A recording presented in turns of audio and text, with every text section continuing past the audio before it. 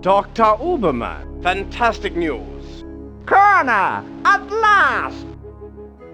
See what Herr Jones has kindly provided? What on earth? Isn't it amazing?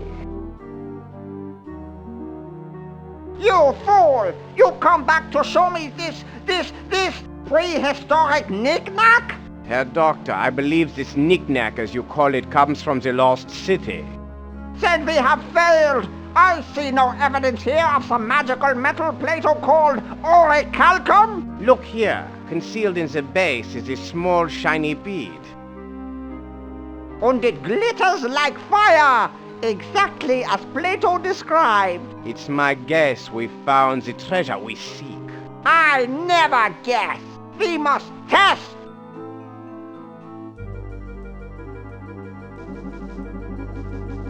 My God!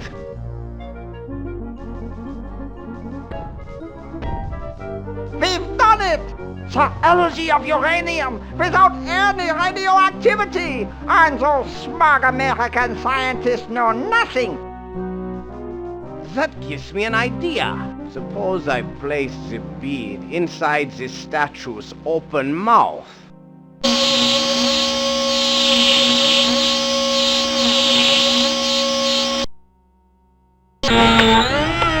You saw that? Think of trucks powered by these beads. Think of tanks. Think of airplanes. Use your imagination, Colonel. Think big like the Americans. Think of bombs.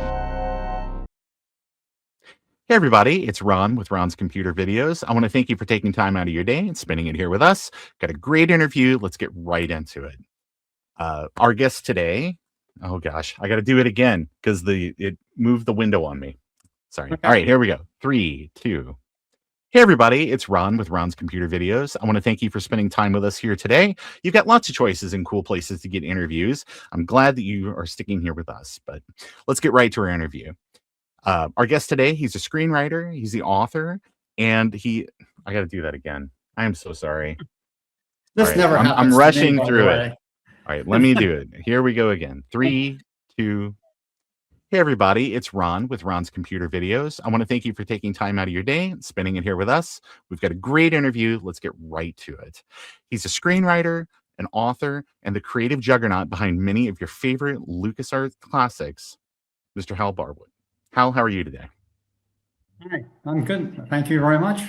Yeah, Fun I to really be here with you. Yes, I really appreciate you taking time. I know that you get a lot of media requests and people making requests on your time. So we'll try to make the most of it here today. Great. Well, let's go ahead and let's start kind of at the beginning. You've had a really great career, but kind of the thread that takes us through that is one of a storyteller. What got you interested in becoming a writer and just kind of like, sharing your stories with other people? I grew up in a little town in New Hampshire, Hanover. It's the home of Dartmouth College. And my father ran the movie theater in Hanover. This is back in the late 40s, and when I was old enough to be able to safely sit in a movie theater without being terrified. And so I saw a lot of movies. And oddly enough, because it's a college town, the movies that I saw were all sort of terrific. If my friends and I wanted to go see Roy Rogers or Tim Holt in a Western, we had to get his father drive us to the next nearest town where they would play such movies in double features. That was pretty cool. But I got to see, just terrific movies like Citizen Kane or Red River, The Thing from Another World, things like that. And they inspired me to get interested in storytelling. But it wasn't until much later, when I was actually an adult, either late high school or early college, and I got to see a couple of movies, The Seventh Seal and Smiles of a Summer Night, the Bergman movies. Mm-hmm. And that's when I finally realized that movies weren't produced the way Ford automobiles were produced on an assembly line somewhere, that they were authors, that they were individual creative works, And they just, to someone far away from Hollywood, it seemed like they were manufactured, but I suddenly dawned on me that they weren't. And so I thought to myself, I'm interested in this. But I was, in those days, also an art major. And I was very interested in studying animation. And I taught myself how to be an animator. This is long before I went to USC. And so that was kind of what I was focused on. But I did go to USC.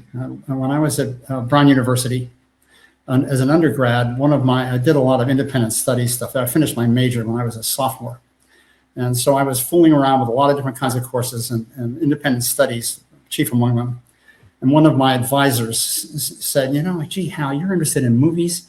I know this guy, James Ivory, and he makes these little movies about Indian miniatures, and he actually went to school to study movies. There's a school out there in California, the University of Southern California, and they can teach you how to make movies. Okay, well, I just applied right away. I got myself a fellowship and married my sweetheart, and we moved to California. And that was great. And I was, the movies that I made as as a graduate student there, they're still available, by the way, on my website. You can actually watch them.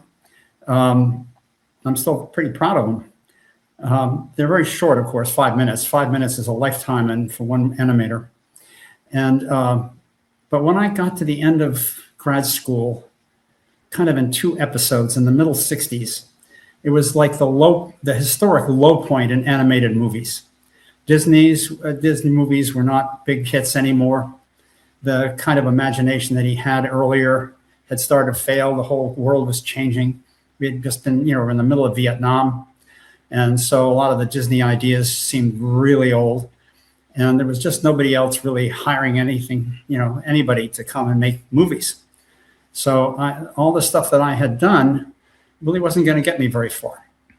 And another kid from USC, Matthew Robbins, and I just found out that we liked to chat all day long about writing, feature films. And eventually we became screenwriters. So that was kind of the end of my animation career and beginning of my writing career, a serious writing career. I was always interested in it, but, and so I spent 20 years in Hollywood writing movies. And it's a funny process because in those 20 years, Matthew and I probably wrote 20 screenplays together in a 15-year period during that time. And 6 of them wound up with our names on them. That's it. And that's pretty typical for screenwriters. That's kind of a batting average. It's not too bad. It's too bad it's not much higher. Very disappointing for those of us who are actually writers. Right. So that's kind of my background. Yeah. I did that for quite a while. But, the other thing that was going on with me when I was a kid, Hanover, New Hampshire is a tiny little, in those days, about 3,000 people if you take away the college students. But because it has the largest hospital in northern New England, has this major college as part of its fabric, it's cosmopolitan. It seemed very modern and very up to date. And everybody reads the New York Times, that kind of thing. And the Boston Globe, I suppose, as well. And yet you go 5 miles away from Hanover and everything seems, really old fashioned, very, in those days, just really a little bit down at heel. It was not a especially prosperous part of the world. And I pined for the future. I pined for the 4-lane highways that I could see in Life magazine and the Chevrolet ads, and, see the USA and your Chevrolet on this incredible, huge highway somewhere out west. And I never was very nostalgic for the past, but because Hanover sort of encouraged this feeling of being part of a larger world, I just wanted to see the future arrive. And I had a subsidiary interest in technology, which came to fruition many, many years later when computers shrank from being these gigantic machines that were run by men in white coats, which is still true at USC, by the way. A friend of mine was studying physics and chemistry And every now and then he would do a computer program to do some complicated quantum calculations, and he would have a stack of cards, and he would hand them to somebody at the USC computer lab. And then he would come back, a couple of days later, and he would get this rolled up piece of paper, and that would be the results of what he had submitted if everything worked right. And the funny thing is that while you're in the lab, there was a speaker on the wall, and what you could do, what that speaker was broadcasting was the cycles of that computer central processing system. It wasn't even one chip; it was many chips. And it would go, and you realize it was going down through some instructions, hitting a loop, going through some more instructions, and then another loop. You can actually hear all this stuff happening. Well, the machine I'm watching you on is now running at about 3.5 gigahertz. And every time you take a pause, billions of cycles go by, and nobody's going to listen to that loop in audio frequencies. So that was really interesting. And so I felt that computers were way out away from me. But I started at USC in the early 60s, and I wound up, my wife was with me, and she's a teacher. She was teaching in the LA system, and she came from a teaching job in Hartford, Connecticut, which was kind of an upbeat school system, upper class, with a couple of, they're doing team teaching among kids that were from affluent families that were well educated, and it was just a glide for her to teach that stuff. And then she wound up in the school system in Los Angeles teaching second grade. And second grade was filled with lots of kids with dark brown hair and dark brown eyes, and English was not their first language. And she was struggling. And so at the end of the school year, when she was pretty tired, we went back to Hanover. This is in '64. And I discovered that just exactly when we got back there, Thomas Kurtz and John Kemeny had invented a computer language called BASIC at Dartmouth, where I grew up. And I went to the Dartmouth bookstore and I got myself a manual. And the manual, this is so long ago that manual was reproduced on mimeographs, so the ink was all purple. And so I read that, and I never saw the actual computer, a big GE time sharing thing, the time sharing system they also invented. And but if you went up to the food hall, one of the food halls on the Dartmouth campus, you could go into the room that had previously had ping pong tables, and now there are 25 teletype machines. And the racket that they made while you're in there is just deafening. 10 characters a second, bamity, bamity, bam, and there's 25 of these things going all the time. And the paper was all on rolls. Mm-hmm. And I taught myself how to run BASIC, and I taught it to play paper, rock, scissors. Not a very good version of the game, because we all know that the best strategy in that kind of a game is pure randomness. And of course, you can't achieve that even if you're using their random number generator. But it was fun to do the actual code and figure out how to make it work, which it did. And, I could put in a paper, rock, or scissors, and it would come back with something and would tell us who won and whether it was tied. It's pretty cool. And I realized that I was fascinated by computers. And of course, that just went into the background. But quite a few years later, when computers shrank down from that ugly thing at USC and the time sharing system that occupied an entire cellar of some building on the campus, when those things shrank down to the size of an Apple II on my desk, I got very, very excited about the possibility of video games. And this is another kind of a combined my interest in animation and the visual arts along with storytelling. Mm-hmm. And so I decided I'm going to get interested in that. And I did. But I also should say that at the same time, Matthew and I are making a couple of movies. We made a movie called by the studio, Corvette Summer. That was our first movie that we wrote and then directed and produced. Matthew directed it and I produced it. What was the original title? Stingray, which is a much better title for that movie. It's about a stolen, customized Corvette. Mm-hmm. And it gives you a little more of the flavor of what's going on in that movie, which is a sort of a crime story. Yes. A teenage detective. anyway, so the second movie we're going to do, we were a little bit ahead of the time in a lot of different ways, and we had figured out we wanted to do a visual effects movie. George had been making Star Wars, and our friend Steven Spielberg also had been making Close Encounters. Matthew and I both appear in Close Encounters, by the way. We wrote quite a bit of it uncredited. And, well, let's do a visual effects movie, but we wanted to do something which would, put our name on the whole thing and our sensibility. So we thought we'd do a fantasy and do it in a kind of a hard-edged way. And that was Dragonslayer. So nowadays, dragons are everywhere, fantasy is everywhere, but in those days, that's not the case. And the movie was a commercial failure. But meanwhile, we're off in England making that movie. And most of it was done on stages, beautifully done, terrific production design by Elliot Scott, a terrific production designer and craftsmanship and fantastic.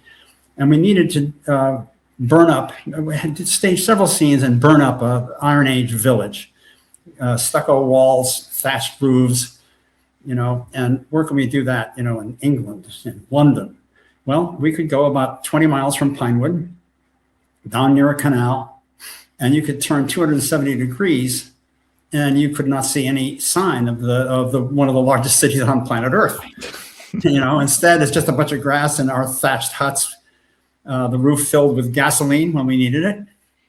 And the first night we were there, we did some in the daytime later, but after we ruined the whole place. But the first night was, Derek Van Linde, our photographer, had these huge tower crane scaffoldings with giant lights on top. And we were trying to create moonlight. And it took, several hours to create moonlight. We were starting our work as soon as the sun went down. We got our first shot around midnight. Meanwhile, Matthew was rehearsing the extras who were going to do a kind of an Iron Age dance to welcome the young hero of our story, who turns out to be a girl. And she reveals herself as a girl. So there was that scene to be done as well. And I'm there as a producer bringing the goods and services to the whole process and making sure that our extras who are wearing burlap didn't have watches on their wrists or trainers on their feet, or glasses on their, hey, it's just 9th century stuff. Mm-hmm. And I realized, once that was all going, we were getting ready to get moonlight. Matthew's getting ready to, stage this dance, and our main character is going to come out, who thought to be a boy, now revealed as a young woman. And I realized that I would have a lot more fun sitting. My work was done.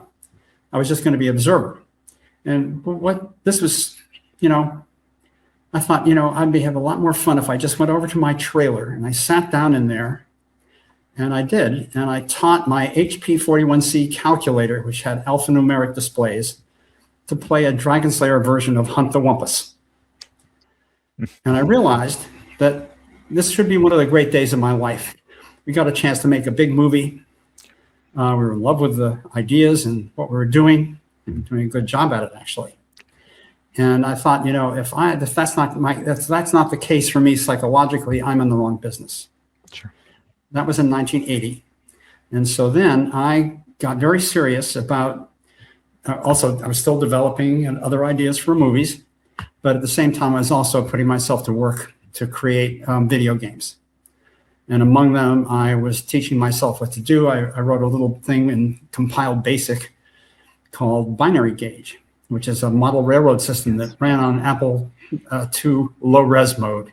You can still play it. It's up on my website. Yeah, there are lots of terrific emulators for Apple II stuff now, and you can build a railroad there that goes across the whole country in very low res. And then I also wanted to do an actual kind of a game. I could see that other people were making games to go with this. This is 81, 82, somewhere, very early in the 80s. And so I thought, well, the problem is that nothing is fast enough to do a real game on an Apple II unless I learn machine language, assembly language, which I did. I taught myself how to do 6502. And I just did every trick in the book you can do with machine language. And amazingly, I suddenly was able to get kind of a high-res version of the Apple screen to run at about 4.5 frames a second and do a game called Space Snatchers. Yes. And like everything else, that's also available on my website. Anybody can go up and grab it and find out what you think about it. It's kind of an RPG, is kind of a tough RPG because I didn't know that much about, game design. I was teaching myself as I went along. And but luckily, if you do get interested, there's a document, kind of a field guide to that game, which will help you get there. Anyway, so that's kind of my background, and it takes me up through about 10-year period between Dragonslayer and when I went to work at LucasArts. 3 guys at what became LucasArts: Noah Falstein, Ron Gilbert, and Dave Fox, had made an adventure game. The first one that George thought was that the company knew enough to be able to do something that wouldn't embarrass his movies. And so they did a thing for Last Crusade, an adventure game. And it was a big hit. The company then wanted to do another adventure game. Bing bong, there you go. Yeah. And but David and Ron and Noah all wanted to go on and do different things. Ron wanted to develop a game called The Dig, which was based on a flimsy idea by Steve Spielberg, which hypnotized Noah. Dave wanted to go do public space, rides and so forth, kind of semi-Disneyland kind of techno version of that. And Ron, of course, wanted to go do Monkey Island. So anyway, they needed to find somebody who would do another Jones game. And I've been hanging around the company. George, up until I went to work for him, of course, is a pal of mine. We both went to film school, kind of together. And so I hung around his company because I had that special interest in video games.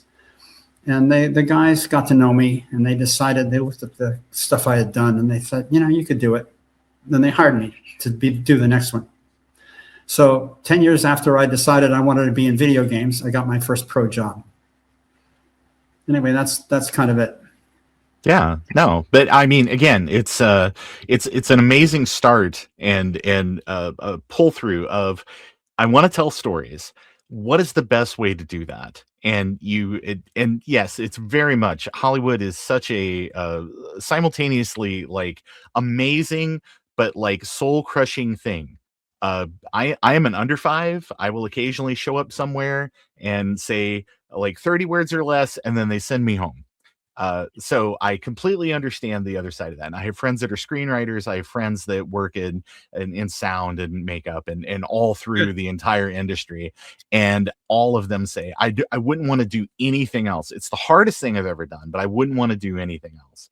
So I mean, not to undersell, you've written some really amazing movies that, I mean, while I was someone that saw Dragonslayer in the theater as a young person, and I remember being like part of it with the Phil Tippett, the special effects and everything, just being very, very impressed by that movie, but also simultaneously scared out of my mind a couple of times. So I went with my dad. There were a few times the hand went down, but no, amazing. And as someone that has seen Corvette Summer more times than I can count, I remember I think on TMC seeing like Sugarland Express and this is just me, and no offense, the first I had heard of the Bingo Long Traveling All-Star and Motor Kings was when I went to the Negro Baseball Hall of Fame in Kansas City a couple of years ago. So William Brashler wrote the novel, and we adapted that. That's the one adaptation that Matthew and I did, which is not an original with us. Yeah. Although we did invent the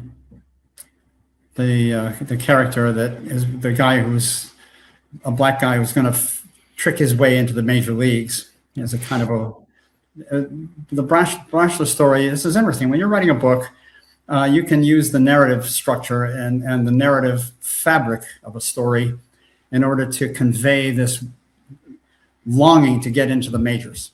Right. You can't do that in a dramatic situation. You have to have somebody do it.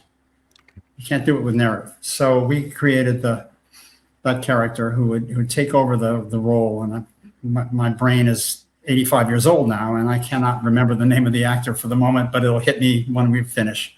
Well, it's Billy D. Williams and James Earl Jones and Richard Pryor were kind of your stars. Richard Pryor character, yeah. Yeah, because I remember he was like, I'm gonna pretend that I'm Cuban, so that way that I can also or an Indian. And, yeah. and there were examples. We did a lot of research in addition to reading Brashford's book, wonderful book. So we knew that there were people who were trying to do that, trying to come through as being Cuban, and some sort of secretly got in there for a while, but they never made it all the way. Yeah. And so, but we needed to have that yearning. So we created the Pryor character. It was fun. Yeah. Anyway, that's I need to watch it. I still need to watch it. But as someone who's seen a good part of the rest of your work, thank you. I'll tell you, one of the reasons why Matthew and I wanted to make our own movies was that nobody else could figure out the tone we wanted. And although I'm proud of that movie and the writing in it, and I love the book, and it was a great opportunity to deal with that kind of stuff, the tone of the movie is goofy, and it didn't really start that way. Sure. It was, our idea was to have it be much more serious. And the young guy, there's a young character in the story that the three other ones all realized that's the guy who's going to make the break. Mm-hmm. And in the movie, in the book, and in our screenplay, that character was like dead serious. But in the movie, he's kind of a goofball. And the whole idea is kind of laughable. The whole adventuresome quality of these guys driving around in automobiles and having pickup games. Yeah. It was done in a way that meant to be comedic. Sure. And so it's kind of a dramedy, I guess, is the way you look at it now, but it bothered Matthew and me enormously how it came out, even though I still think it's pretty cool. Yeah, it's that's unfortunately that's one of those things. As a writer, you get something, you get it so far, and then you do have to, in part, turn that over and trust your director and yep. Trust the people that are producing that film to try to stay true to whatever that vision that you originally had was. And sometimes things are death by committee. It's unfortunate, but at some level, you were always still proud that whatever it was that you did, at least got out there in some form or another, because you can always talk about it later. You can always do that. As I am doing and complaining now, many years later to you. You can always set the record straight later, right? So, well, but yes, but you had mentioned about anyway. Oh yeah, for sure. But you also talked about how your interest in being a storyteller and trying to get creative narratives and things like that out there transformed into computers, and then hiring on at LucasArts, I think in 1990 to be part of their team, which is really great. It's I know that you're part of USC's Dirty Dozen with 11 other people that kind of came up through the 1960s that, you've got your George Lucas's and folks like that, your screenwriting partner. So it's just really great that like the right set of circumstances came together, because as somebody on the other side of that, somebody that was growing up and kind of consuming the media and things that you produced, I latched onto these stories because they absolutely this was like, I had been to the theater and I'd seen the pulp serials and things that inspired Star Wars and inspired, the Indiana Jones universe and things like that. So when I see those things and I can then get to have that interactive experience with a narrative, it's great. I especially like in Fate of Atlantis, where you do have a lot of freedom to kind of figure out how you're going to advance on the story, and not just how you're going to kind of solve these puzzles, but it was kind of the first one of these adventure titles to actually have kind of that branch where it's like, are you going to take Sophia with you? Are you going to do this as an individual? Are you going to be a jerk? Or are you going to be more of a hero? And so I had a lot of fun with that. And I think that it's really, really great and broke a lot of ground, especially at the time. So, and wow, yep, thank you. And unlike a lot of these games, Your name is right on the cover. Yeah, that was about the last game that the studio was willing to try to go for the idea of authorial agency, you know? Yes. After that, it's corporate, which is a big defect in the world of video games. Yeah. Nowadays, 30 years later, we're looking at a situation where games as a commercial enterprise far surpass movies and television. Yes. Both in cost and in revenue, no doubt about it. That wasn't the case back then. Sure. But people still are much more interested, to think about and read about and kind of enjoy movies. Be fascinated by movie stars, that kind of thing. Nobody's fascinated by a game designer. So, well, I don't know. We might be a select audience, but we are fascinated. It's funny. Movies, although they aren't as big as games anymore in terms of revenue, Sure. but they're widely seen, and games to play them are expensive. So you have a huge enterprise, but it's not populated by as many people as the movie audience. So that's part of it. And the other part is there's just very little glamour in being a game designer. Same thing is true of most directors. Most people don't hardly know that there is such a thing as a director making that movie.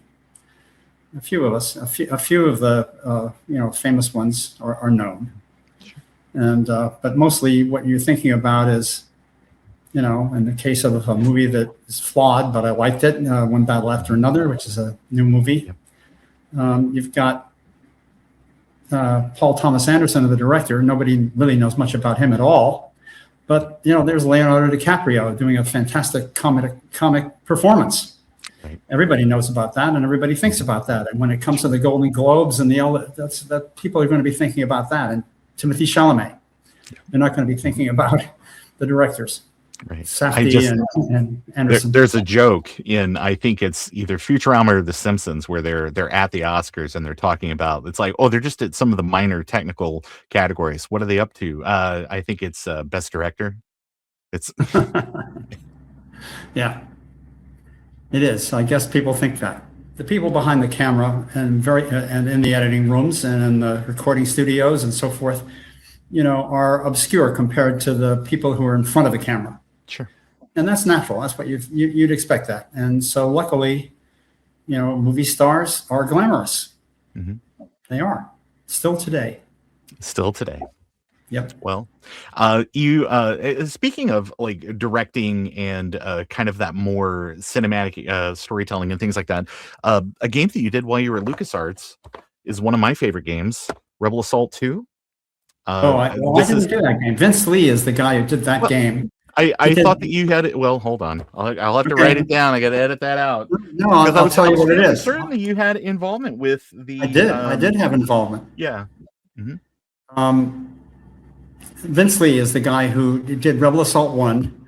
He at LucasArts was a kind of a technical guy, but with ambitions to be a designer and a project leader, which he became. Wonderful talent, really terrific guy.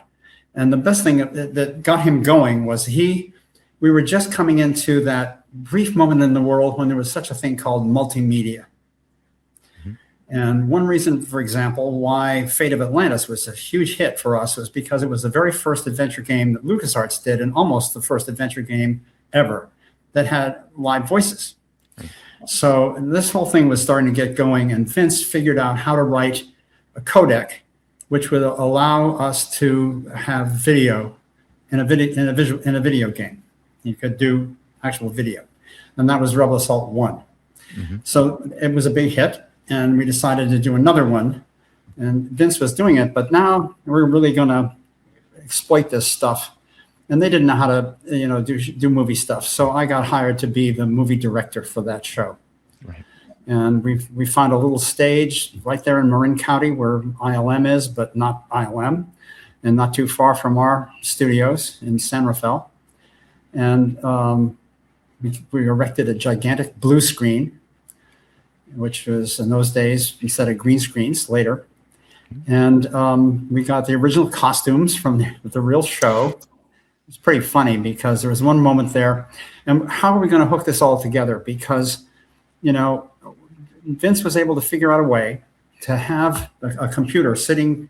This is very early in the world of digital connections to movies. We had a monitor sitting there with us on the set, and the monitor was doing the background that the artist had created for the show. Mm-hmm. And we could simultaneously see people walking around in front of the blue screen and superimposed, right, live. Seemed composited into that background, on the fly. And so what we could do is we had a zoom lens on the front of this thing, and in order to get the geometry to work, all we had to do was have people go out there, and so you go to your position 1, mm-hmm. and look at it how you were there, so we could adjust the zoom there. Now I want you to come forward to position 2.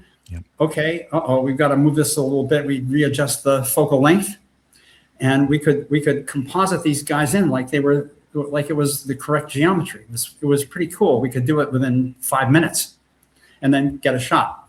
Well, the thing is that a lot of the stuff involved Stormtroopers, with their funny helmets, their iconic costume design, nice and reflective. Yeah, well, the visors those guys were looking through were almost completely blurry. You couldn't see anything out of them practically. I put one on and oh my God, what am I doing? So the guys, we had to do a shot where the Stormtroopers are on the screen left, and they're going to run across and disappear into a ramp that goes into a spaceship. Okay, so we set them up and we got them going, and they went over to where they were going to go up the ramp, run across and run up the ramp, and they would slow down and stop because they were terrified they were going to hit the wall of our stage. Oh my God, because they couldn't see. Right. So I said, okay, but we have to get a lot of work done in a very short period of time. We did all the movie stuff, all the video in 5 days, and so, okay, start again. And I'll tell you what, guys, just keep running and I'll tell you when to stop, and that way you won't get hurt. So, okay, they said, all right. And they just ran right into the wall, and I didn't say stop. But you got the shot. We got the shot. That's great. And in the middle of it all, by the way, LucasArts was a very disorganized company, I have to say. A lot of the management was wrestling with the problem of the .com boom, and people were being hired away. You could hardly hire competent programmers. They're all running off to do, online stuff. And so it was just, that was a difficulty. But in addition to that, it just was a funny company. And in the time I was there, I worked for 10 different CEOs. Yeah. And in the middle of our shoot, the current CEO resigned. Oh, wow. So we were like, whoa, what's going on here? We all felt dizzy. It's like, well, I'd like to continue to have confidence in our thing. Let's just keep pushing forward. It's even if it goes in the vault, at least we did what we were supposed to be out here doing. I can understand. Yeah. And the game shipped, and it was also a big hit. Mm-hmm. And so it was in that period where, all those arcade shooters were going along. Some of them I loved. Area 51 is one of my favorite arcade games ever. Just a great thing. You just blast. You zoom to the next level and you blast. Just great fun. So it was kind of in that spirit, very much. Yeah. Well, no, it's a great game, and it's very pretty. And it absolutely takes advantage of CD-ROM technology and a lot of emergent stuff that was happening kind of at that time, where you could tell a more cinematic kind of experience, just in somebody's den where they were supposed to be doing taxes, but they took a break to have a little side adventure in the Star Wars universe. Fortunately, the Rebel Assault represented some people in the company's knowledge that we had to advance into that world. Mm-hmm. But that was not a widely held view among management people. Sure. And they just thought it was going to be too expensive, and the costs were going up. you know, so it was trouble. I'm not sure how much that movie cost, that game cost. The last game that I did at LucasArts, which was a commercial failure, cost about $6 million. Was I that have read. was it in Infernal Machine? No. Or is that later? was RTX. Yeah, Oh, Red gosh. Rock. Yeah. A game that I love actually, but Yeah. it was not a success, but commercially. Anyway, but I think $6 million, and this is in 2003, 2002.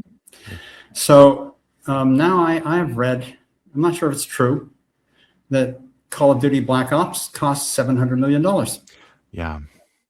I just, these old budgets, I like, maybe a good example might be like Grim Fandango, which at the time had the highest budget of any game that LucasArts had done, which was, it was still like $500,000 or something.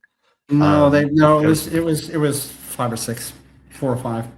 Wow. And yeah, it was expensive by our standards at the time, and it killed a game of mine.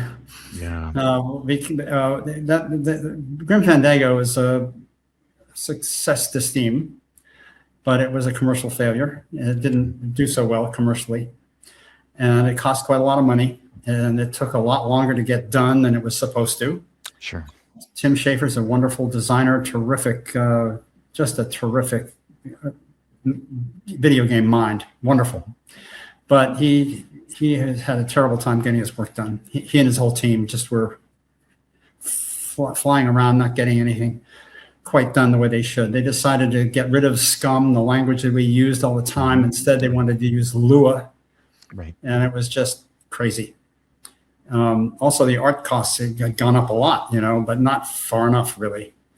And I had another game getting ready to go into development, and the management decided that was the end of adventure games. Oh, wow. So I got canceled. Well, I'm sorry to hear that. It's me too.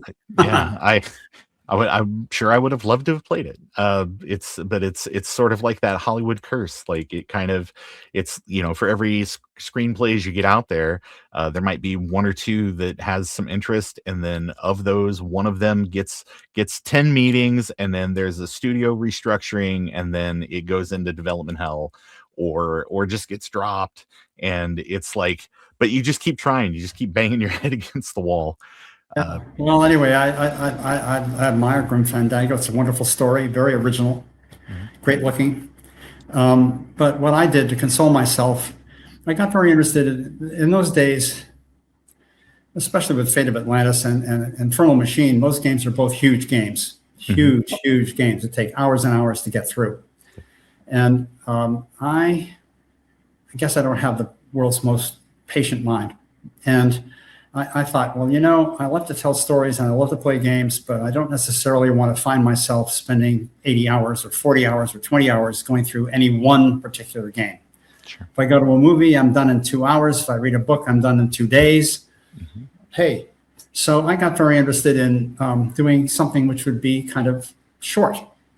And I realized that we wouldn't be able to pay for it and make any money on it unless we found a way to make it replayable. If we're going to have something short, we have to be able to do multiple scenarios and be able to replay what we're doing so that it has a life that goes on. And kind of the same way, as I explained it to the company, the way a board game goes on, like chess or Monopoly or whatever, Stratego. So any of those games, you pick them up and play them again. So I figured out how to do replayability in a video game. And the first game that we did, and this is roughly at the same time that my stuff got canceled, we did Indiana Jones Desktop Adventures. And it's kind of an experimental game that, my gosh, there you go. And again, on my website, you can go find the materials to play it on Windows 11. Yeah. I was going to say, many thanks to Aaron Giles for Dream. Dream is, phenomenal. Yeah, Dream is fantastic, and I've got, you can go up there, and if you go to my website, you'll be able to click on a button that will take you to where you can you can download Dream and put that together with some files, and you can play a game that was stuck after Windows 95 and 98, Yeah. I guess. Once XP came along, you couldn't play it anymore because this was an older game, but now you can. It's fantastic. Yeah, it Anyway, specifically says you better have Windows 3.1 or Windows 95 or you might be out of luck. Yeah, oh my God. So anyway, but that game was experimental, and I developed a system where you could algorithmically put together a succession of puzzles. And it was kind of action adventure because we also had low grade combat going on at the same time, of either vermin running around and you had to get rid of the scorpions, or you had Mexican drug runners or something or other who we would just start shooting at you. So you had to go and fend them off.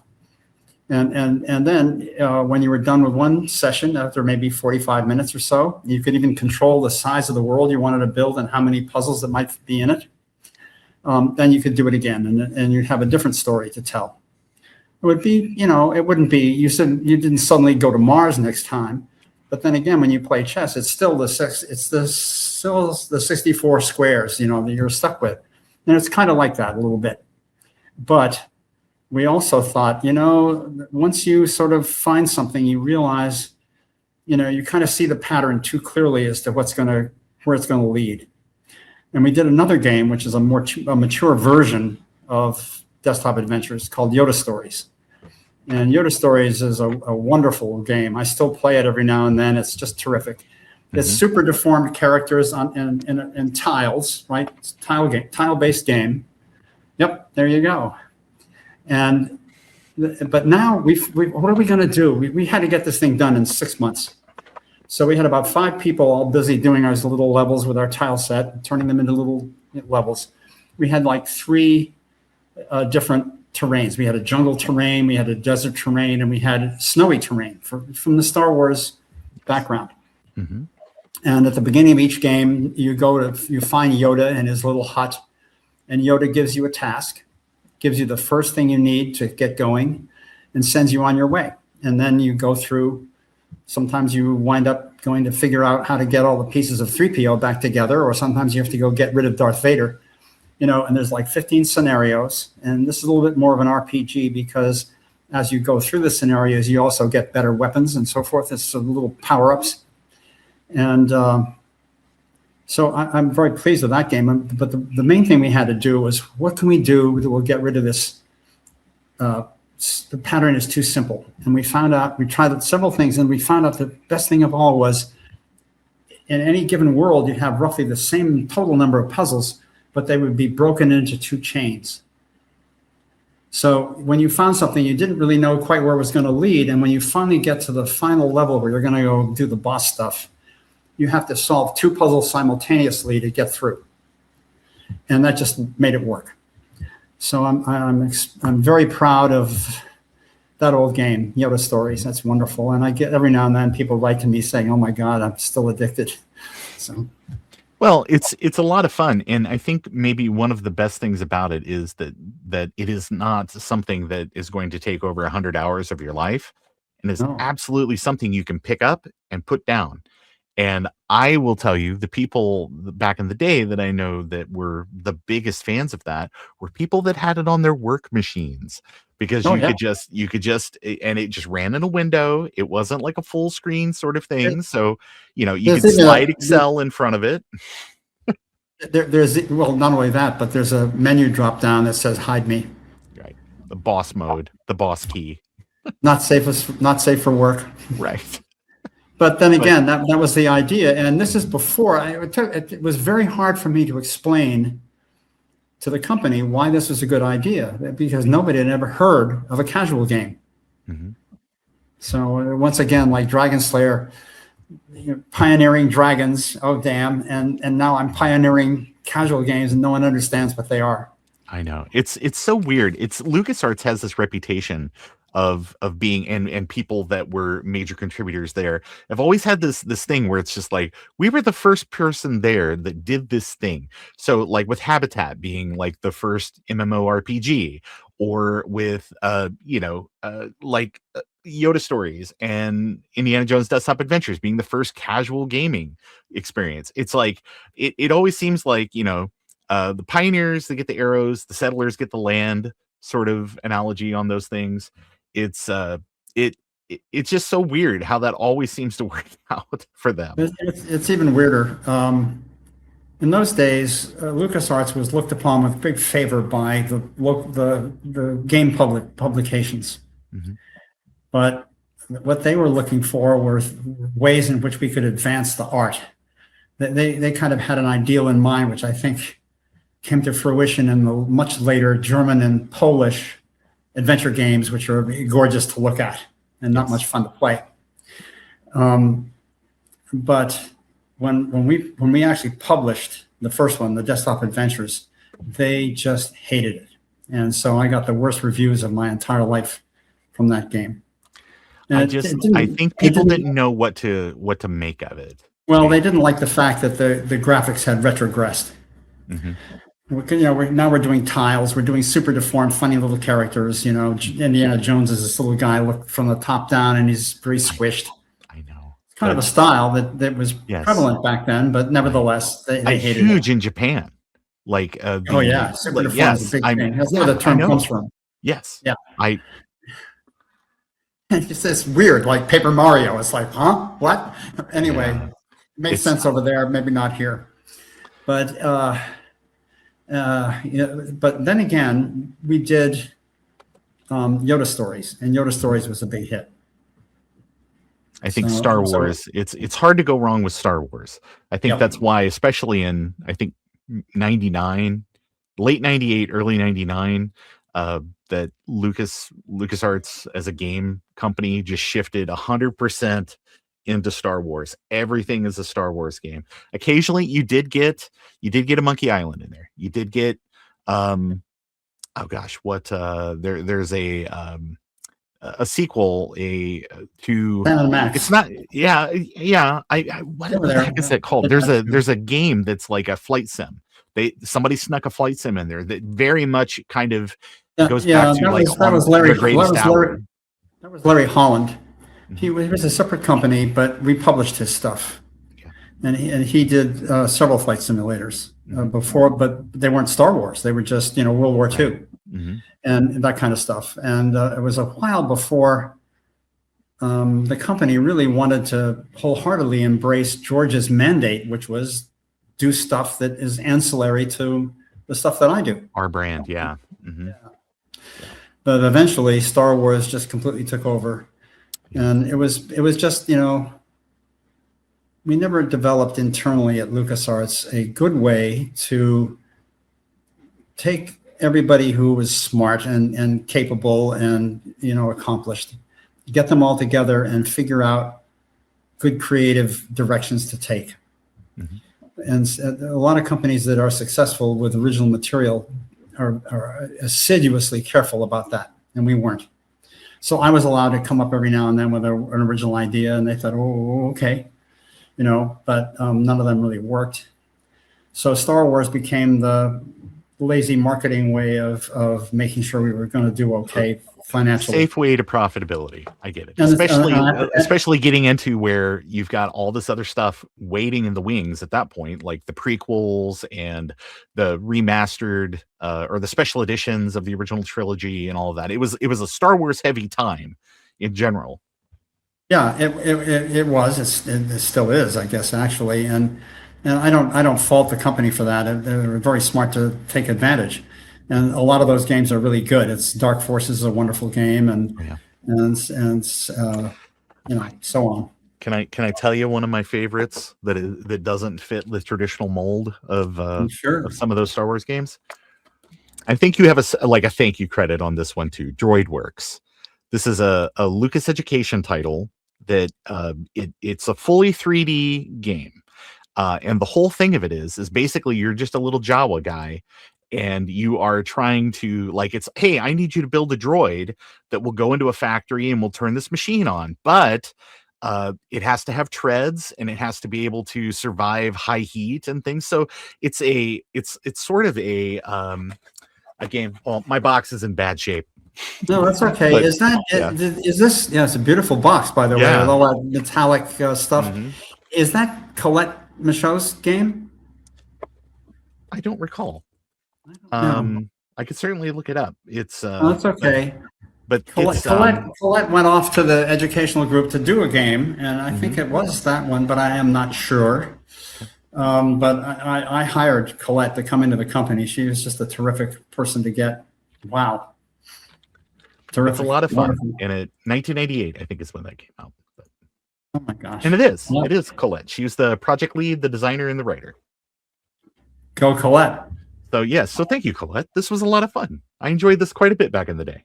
Good. Well, hats off to Collette. She was terrific, and a wonderful hire. She was just great. She did. It was funny. When we were, she's an animator, and so am I. And so she did a pretty good job with Jones in Fate of Atlantis. I hired her to come in and do this stuff in Fate of Atlantis. And she became the head of our art department very shortly thereafter. She's a terrifically capable woman and very smart, very talented. But she had a terrible time doing a walk for Sophia. Oh my God, what are we going to do? Oh boy, she would do them, and we would just, oh God, Collette, what are we going to do? So we got our video camera out, and Collette walked in front of the video camera. And we found a way to make that into kind of a video version of, animated rotoscoping. Yeah.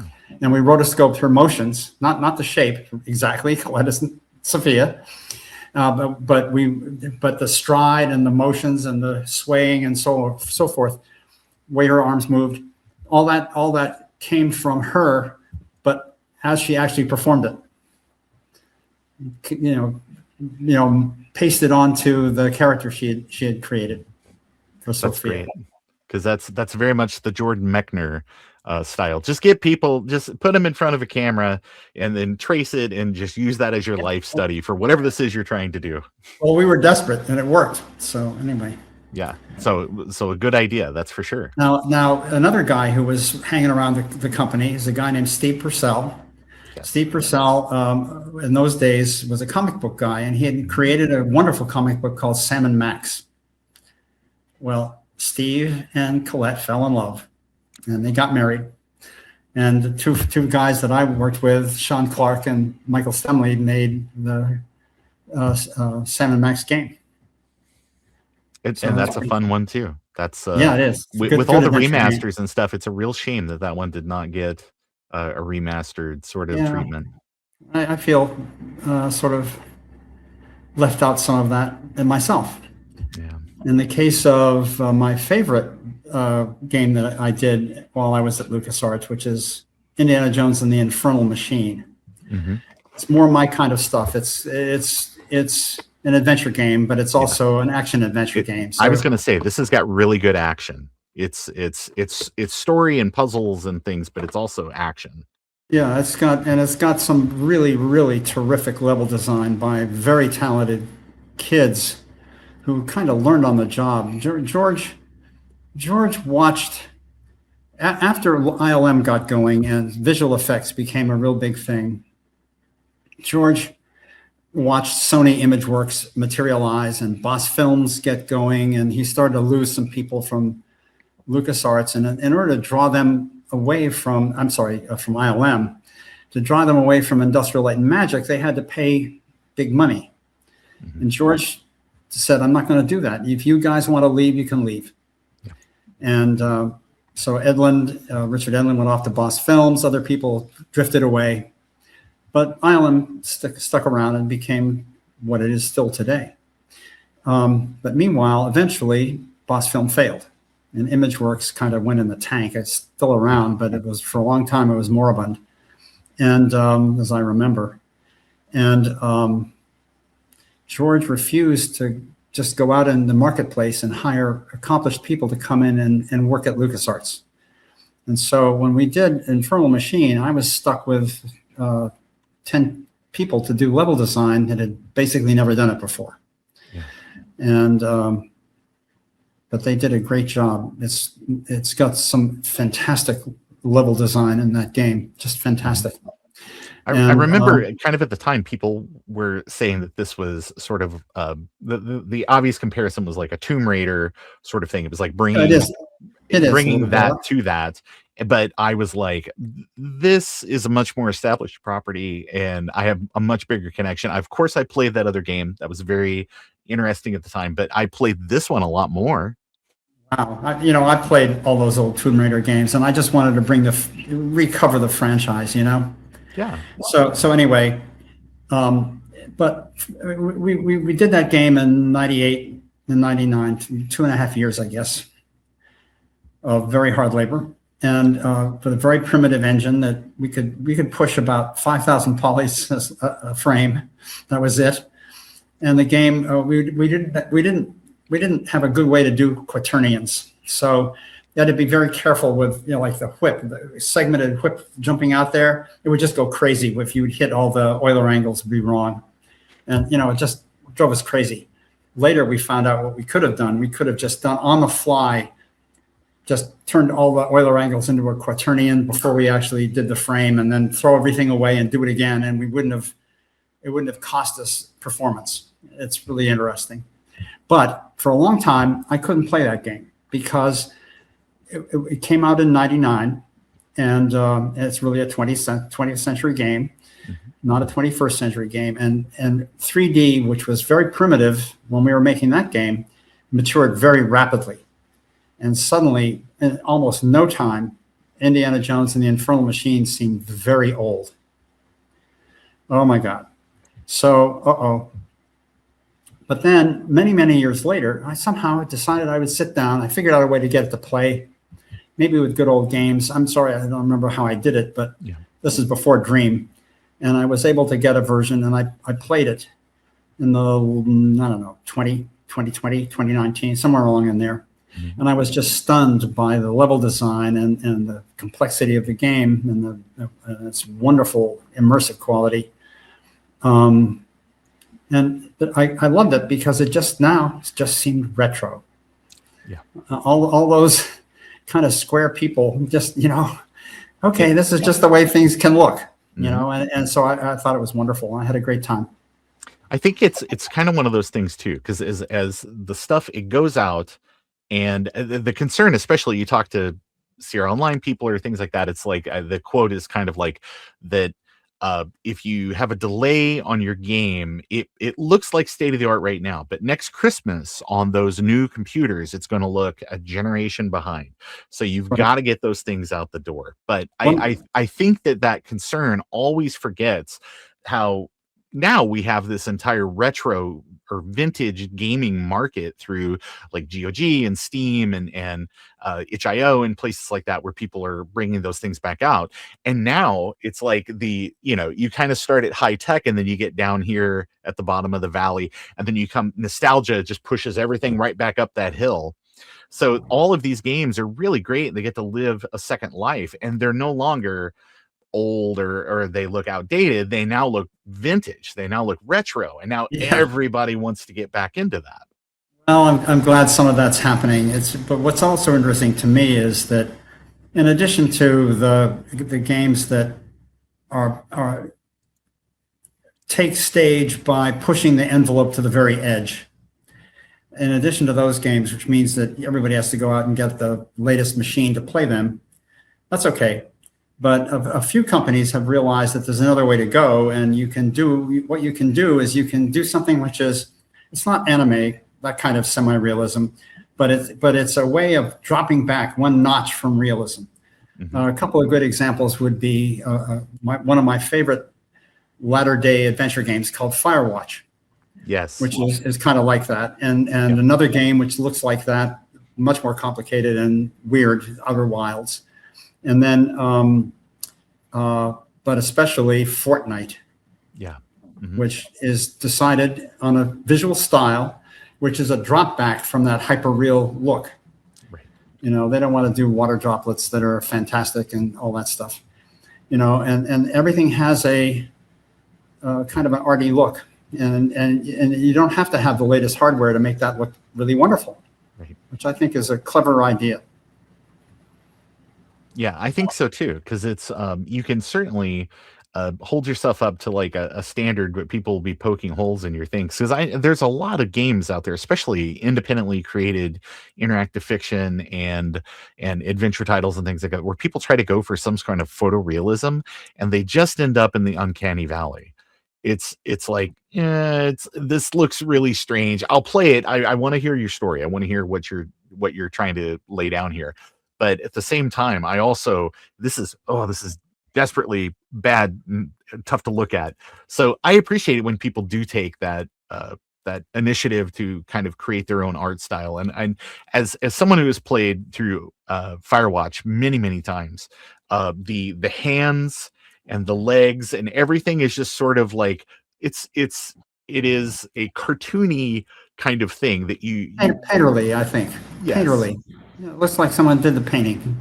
You're Yes. looking up at that Firewatch tower, and it's like a painting. When the fires actually start, it's like somebody is painting them, and I just love that. But it's not the only way to go. The Unreal Engine, which is the powerhouse behind a lot of those very advanced hyper-real sort of things. Hey, ILM these days has pioneered again, and this thing called the stage, and you probably know about it. Mm-hmm. And so the Mandalorian and several of the other of the streamers that are now Star Wars use that. And so, the Mandalorian's walking around in this village, but actually he's standing there with these huge TV screens that are all run by the Unreal Engine. Mm-hmm. And it looks real. I mean, a few practical things out front that you might have to interact with, but everything else, yeah. And they're very careful, so that, for example, the light on top of the stage is blue, and the light coming from the bottom is warm, so that it's like earthy and sky, and this stuff can come off his helmet and everything. It looks, you're completely convinced. Yeah. And yet it's a visual effects trick, but because it's a computer, and the computers are now super fast, and the Unreal Engine is terrific when it comes to actually rendering stuff. You don't have to worry about motion control quite the way you did when Doug Trumbull was doing Close Encounters, where you have all these stepping motors and everything on your camera so you can record positions. Now, as the camera moves, it just automatically tells the software how to compensate for all that and keep it all in sync. Yeah. The same thing is going on. I found out there's a wonderful documentary about the Behind the Rides documentary. And every now and then, if it's really rainy here in Portland, which it often is in the mornings, and instead of doing my long walks with a little run in there, I get on an exercise bike and I look at documentaries, which is a great thing to do. Anyway, one of the behind the scenes is about Pirates of the Caribbean in Shanghai. Mm-hmm. And as someone who's been on Pirates of the Caribbean, like 50 billion times, I was very fascinated to find out that it's completely different. There's a moment in Pirates of the Caribbean in Shanghai where you get on these boats, or maybe you're already on a boat, but it's not really a boat. It's running along a magnetic track. But you're surrounded by screens, and then you're underwater, and there are mermaids and fish and stuff. And as there's a GPS kind of thing going on, there's a sensor which tells you where your boat is, and what you are seeing, as opposed to the boats in front of you or behind you, is compensated in terms of the perspective so that it looks normal. Right. You're not staring at a screen. You're seeing at something that is turned, Yeah. Yes. And that's all being done with the Unreal Engine. And when they were taking a big chance when they designed that ride, because they could get like 2 frames a second when they first started out. Mm-hmm. And I thought, oh my God, we'll never get this to work. And they're spending millions and millions of dollars doing all the hardware of the location with the track and, the screens and stuff. And they couldn't get it to work. Suddenly the computers got faster. Unreal Engine is working. It's pretty amazing. I mean, they've got whole rides now that like the over at Galaxy's Edge, that they have the Millennium Falcon. I can't remember exactly what the name of the ride is. I forgot. That whole area of Disneyland is fantastic, because once you're there, it's like you're in Star Wars. The decor is perfect. Yep. And there are 2 rides there, really. There are other things you can do, but the 2 rides are the Falcon one, where you're a little crew sitting in the when you're inside, you think you're in the cockpit, which you can see from outside, but actually there's 4 or 5 cockpits in there, and there's little crews going. When you get in, the Star Wars guides, or okay, you go over, you 4 people go there, you go here, and you're all in cockpits, and it's basically a slightly advanced version of Star Tours. Yes, but they've also advanced Star Tours quite a bit, and Star Tours is still a better ride. Yeah, but it's the other ride there called Rise of the Resistance is the very best amusement park ride I have ever been on in my whole life. It's unbelievably, incredibly good. It's worth going to Disneyland just to be on that ride. Incredible. I've heard nothing but good stuff about it. I've seen there are people that will take their camera in there and kind of go through and show the effects and stuff. I'm sure it doesn't touch the real experience as someone who's a fan of Disney parks. The experience is a kind of a combination of an action ride and a Pirates of Caribbean kind of thing where you get exposed to these amazing vistas. In Pirates of the Caribbean, you go, whoa, I'm going down the waterfall, and boom, go through the smoky tunnel, and my God, there's a ship in the harbor. And there are cannons going back and forth and giant cannonballs hitting the water. And, it's like amazing. Well, and you go through a whole town. And it's like that. Every now and then you're in a car and you're zooming on this invisible track. People going, the cars go in different directions and different orders through this thing. So it's like near collisions all the time. And pretty quick, you're going underneath a full-size walker. You can look up and see the whole darn thing. Yeah. And when you first get in there, this is a long ride. It takes 15, 20 minutes to go through it all. Yeah. And you first start out on a little ship, and the Empire seizes your ship, and they make prisoners of you. And then so now you suddenly come out on a stage where it's vast, and then way over on the other side there's a screen with ships out in the stars, and about 50 stormtroopers all ready to come get you. It's astonishing. Anyway, so if you ever get there, Disney, it's worth going. That's a terrific experience. Yeah, don't go to Mr. Toad's Wild Ride. No. Go to Rise of the Resistance. Although, don't get me wrong, I love that stuff too. Well, I love the stuff that it's because the joke was like sort of the Imagineers were just like, what are we doing with this? What's the deal with this again? We're just throwing it up. We're just throwing it up. We got to have something for opening day. We're going to take this down, right? Oh yeah, we're going to take this down. Well, I got to tell you, here's a funny story. I'm 85 years old. I was born in 1940, and when I was 15 years old, in 1955, a magazine that my family subscribed to, National Geographic, did a huge, long color essay, kind of a photo essay, and some story about the finishing of Disneyland. And you could see it in various stages of construction and nearly finished. And I was fascinated by that. I was living in Hanover, New Hampshire, a very nice town, but it's a town with professors and doctors and merchants and a few farmers on the outskirts. And it's New England, and everybody is just kind of doer and kind of interested in, small businesses and, the kind of day-to-day living with very little obvious imagination. Okay. I saw this essay when I'm 15 years old, and I thought, I want to go to California where people turn dreams into concrete. And that's the beginning of my eventual clever way that I got myself out there. Yeah.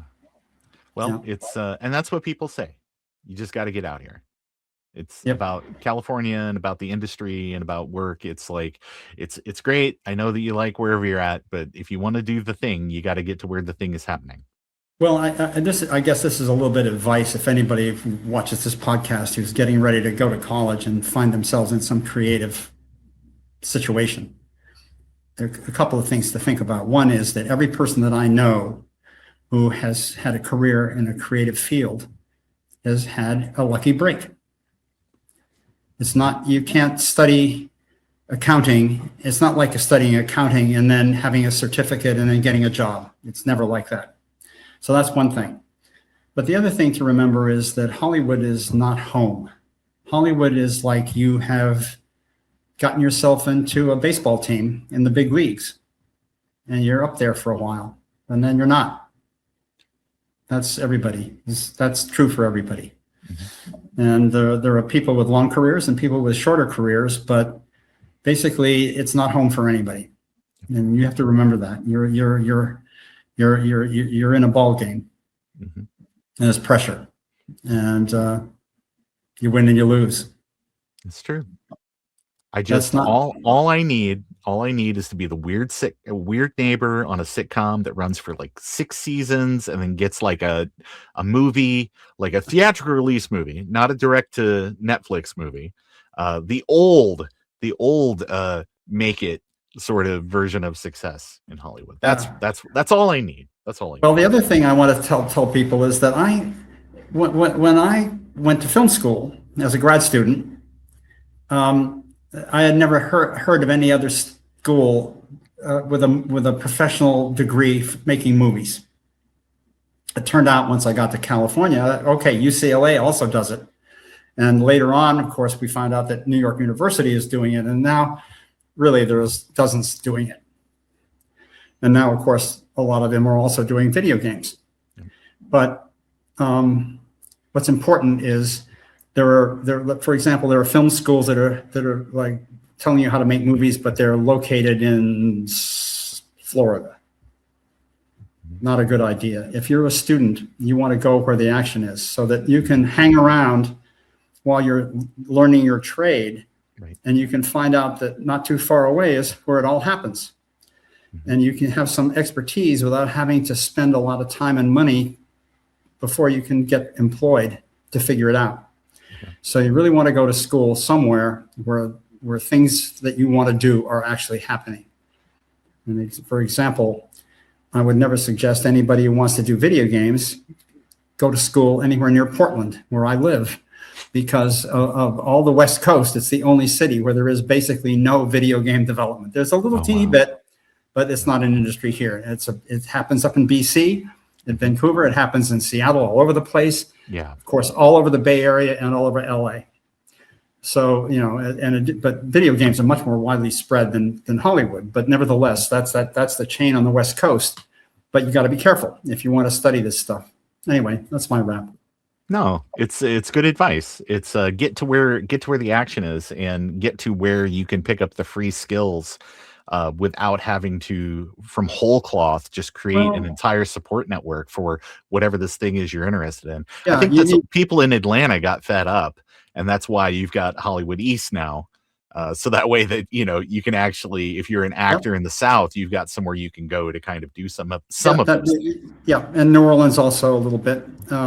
But yes, there is action, of course, everywhere. And there is action everywhere. But nevertheless, Hollywood is still Hollywood. It is. To some degree. And California is still the center of production, even though it's eroding. Anyway, but that's just Hollywood. It's true for any creative endeavor. Figure out where things happen and be there. Yes. Because you'll develop local knowledge for free while you're also studying. Yeah. I was going to say, especially in LA, there's so many people that are just wanting to do things. And it's largely about the connections you make and the friendships that you can kind of forge. And there's a whole thing that's called Channel 101, where it's basically you've got a week to make a 3-minute pilot for a TV series. And so you drag your friends out with whatever equipment you have, you film it, and then you show it on that Sunday. And then if it gets picked up, you make another one. And if it doesn't, then you make something new. And it just encourages people to network and be creative and just get out and work your craft. It's the TikTok world, the world of influencers, and it's kind of, it's a little bit like grunge rock, Yeah. It's a popular form now to be amateurish. Sure. And yet, if you do it, you're learning stuff. So it's a good way to go. Yeah. And there's nothing better in the world of creativity. You better have something you can show. Yes, it's true. Speaking of being creative, again, these games are amazing, and thank you so much for for all the contributions and the amazing storytelling, and the hours and hours and hours of entertainment that just I got from them. Not even thinking about the millions of other people that have been touched by these stories and have grown up, and it's informed what they want to see in media. I think that that's got a lot of value. But after leaving the games industry, you worked freelance for a little while. You did some things that we kind of talked earlier about the Germans and kind of how adventure gaming didn't really die in the US. It just went on vacation in Germany. You did some work and stuff over there. But I know that these days you focus a lot of your creative talents and stuff on writing. I know 2013 was kind of a big year to kind of investigate this new chapter in your creativity. Do you want to maybe tell us a little bit? Yeah, I live in Portland. My wife retired. I have children who were born in California and gave up the California dream that I used to get there, and moved to Oregon. One of my sons is an architect down in Eugene, and another son who's a wine merchant here in Portland. Mm-hmm. And so I'm kind of tied to Portland, but it's hard to be a freelance game designer in Portland. And so not only that, but I'm financially comfortable. So I thought, I can afford to take a chance on just being a writer, something I've always wanted to do. So about 15 years ago, I started doing it.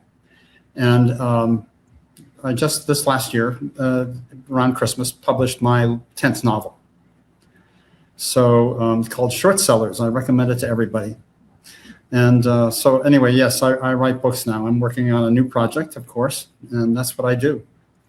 That's amazing. I know that you've written some more things, especially with your interest in science and with sort of how like you were a science kid growing up and all of that you now have a new book that's directed at younger people to try to get them excited about science. Well, I've done three books for kids, but they're slightly subversive and weird. None of them are science fiction, but I have a very short series which is going to be added to about a cop in the California foothills who discovers that from her family background, she's unaware of it right away, but she is slowly coming into a set of powers. She's basically turning into a witch. And I did three books about that with her. She's a wonderful character that I created. And her character almost seems so vivid in my head that she practically writes herself. And then I also did another short series, which eventually also be added to, I hope, a science fiction series where people in Arizona discover out in the desert sagebrush bushes that are made out of metal that came from very far away, and the things that go on from there. It's a different kind of alien invasion. Very interesting. So anyway, I love all that stuff. So that's my interest in science and fantasy and science fiction, taking place there. But I've also done 4 standalones. I'm also interested in other things. I did a story called Happenstance, which is really about a gambler. He's a lucky gambler. And when I first was doing it, I was sort of thinking about it as a superpower. It's a guy named Mickey Solano, and he's in Reno, and he plays the sports books, and he's very successful, but he also wins all the slot machines. And it turns out that I decided as a character that he had this ability to kind of see the patterns that were happening, and he can figure out what, whether he's going to win or lose, seeing the patterns that are going on before he sits down to play. And I thought, okay, I'm going to do this. It's fiction. I can make it up. But I have a friend whose father was a floor walker and a croupier and a supervisor in Vegas, where he grew up. And he said, "Oh no, Hal, there are people like that. That's real." Okay, so that's my guy. Yeah. But he's also an ex-computer programmer, and what he's interested in is an attempt by nefarious means to steal an election by rigging voting machines. Okay.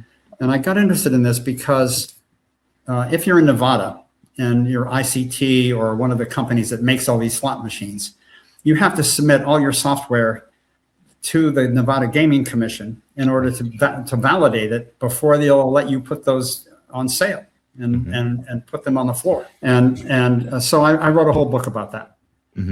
That's happenstance. And then I actually did another book about the video game business. It's very realistic.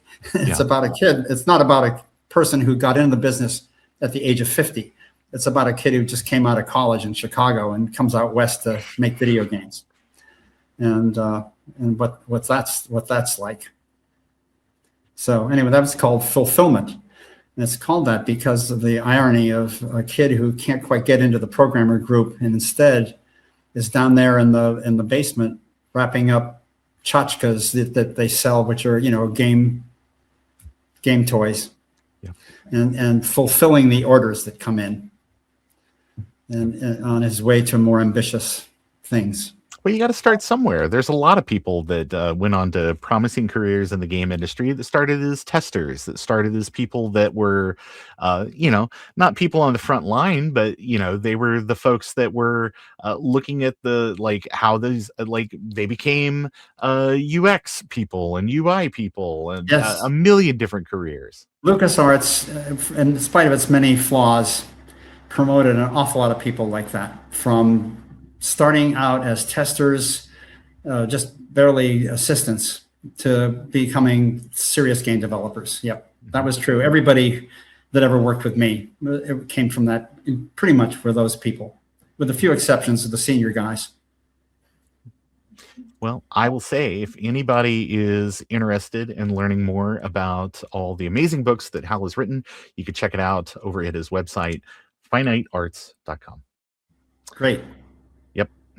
Hal, thank you so much for, again, taking time out of your day and taking us down this trip, trip down memory lane about LucasArts and Lucasfilm and just the amazing movies in your career in Hollywood and becoming a writer, or more of a traditional author rather, and all of that. Well, thank you very much for having me. I have to say, writing for the page is wonderful. It's about the only thing you can do in the world of creativity, that you can produce finished goods, by yourself. Sure, absolutely. Anyway, it was great fun to be here. Thank you for having me. Thank you, sir.